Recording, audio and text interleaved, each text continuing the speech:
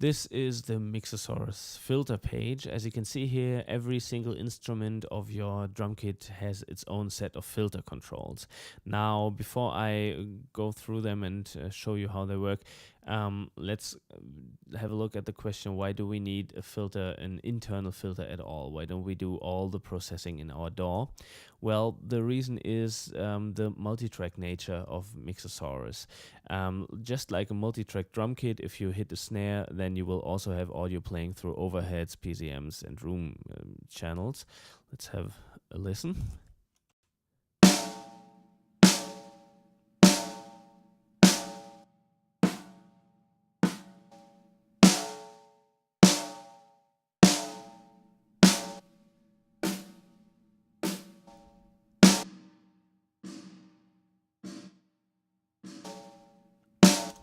So if you wanted the snare to sound like this,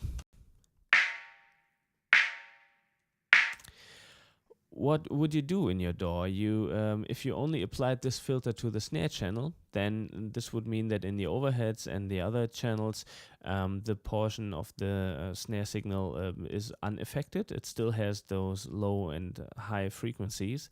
And if you applied this effect to all these channels, then it would mean that all the other instruments' overhead signals would have this filter applied as well. So although in many cases where you'd want to have such a telephone sound, this would be okay to affect the entire drum set with it, there might be situations where you do not want to have it like that, where if you only want to affect a certain instrument, an individual instrument, then you'd have a problem doing this in your DAW. And that's why we have this filtering directly built into the plugin.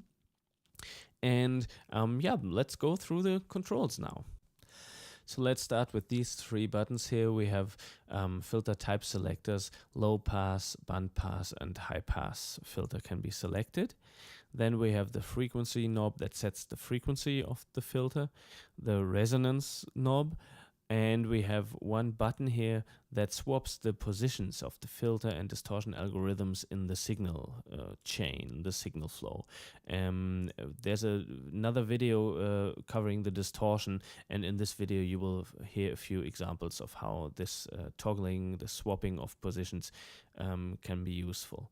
Okay, but now let's come to these two knobs, and they are really special. They are special because they allow you to put an offset to the frequency and resonance parameters that you have set here, and this offset is then applied to the OPR tracks. As you can see here, it says frequency OPR and resonance OPR, and OPR is short for overheads, PZMs, and room channels. So in short, it allows you to apply the filter frequency to the snare channel and then use an offset to have a differing frequency in the OPR tracks. And this works as a kind of percentage, so it's possible if you have set a low pass filter, let's say to the middle of the frequency spectrum, then you can, with this knob, you can shift this frequency only in the OPR tracks. But it's difficult to explain, and I will play it to you, and this is a lot easier. But the same principle is applied to the resonance parameter. You can apply a certain resonance here, and then using this you can determine whether the OPR tracks should have the same amount of resonance, or more resonance, or less resonance. Okay, and yeah, why not start with a simple playback of this little snare loop, and we'll start off without any effects.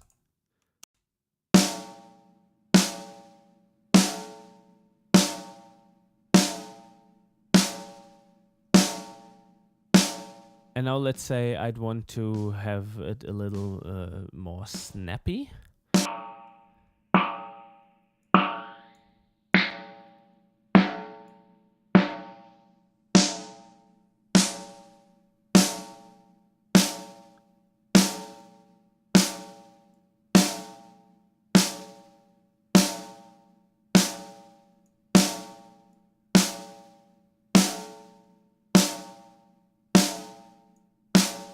Not overdo it.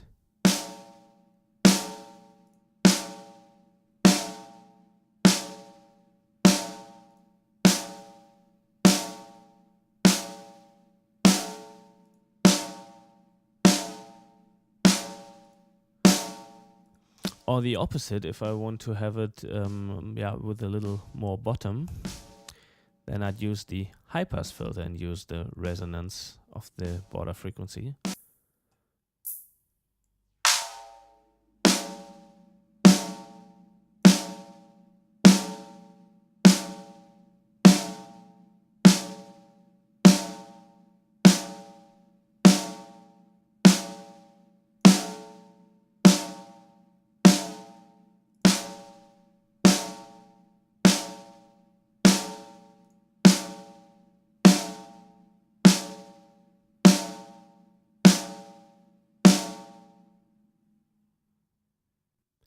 So you see that although this is really a basic filtering algorithm, you still can use the resonance parameter to apply boosts.